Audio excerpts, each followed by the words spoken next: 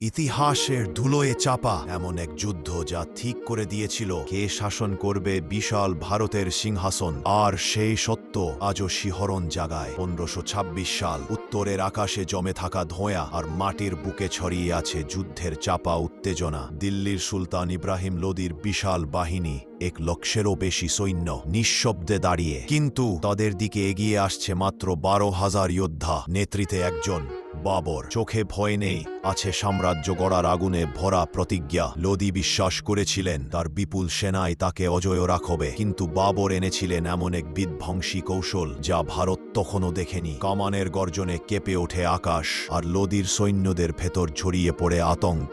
কিন্তু ঠিক কোন মুহূর্তে বদলে গেল পুরো যুদ্ধের নিয়তি, সেই সত্যি আপনাকে হতবাক করবে। যুদ্ধক্ষেত্র ধুলোয় ঢেকে গেছে, সামনে কামান, পাশে বাবরের দ্রুত আক্রমণ, তুলুগামা কৌশলে মুহূর্তেই গিরে ফেলা হয় লোদির বাহিনী। সৈন্যরা দিশেহারা, আর ঠিক সেই সময়ে ঘটে যায় ইতিহাসের মোড় ঘোরানো আঘাত। লোদির প্রতিরক্ষা ভেঙে পড়ে, আর বাবরের ছোট বাহিনী তৈরি করে মুঘল সাম্রাজ্যের প্রথম দরজা। ধোঁয়া সরে গেলে দেখা যায় মাঠ জুড়ে নীরবতা, আর সেই নীরবতার মাঝেই জন্ম নেয় ভারতের ইতিহাসের নতুন অধ্যায়। প্রথম পানিপতের যুদ্ধ প্রমাণ করে শক্তির আকার নয়, কৌশলের ধারেই সাম্রাজ্যকে গড়ে তোলে। ইতিহাস সবসময় ফিসফিস করে বলে, পরিকল্পনায় রাজ্য জেতে আর ভুল সাম্রাজ্য হারায়।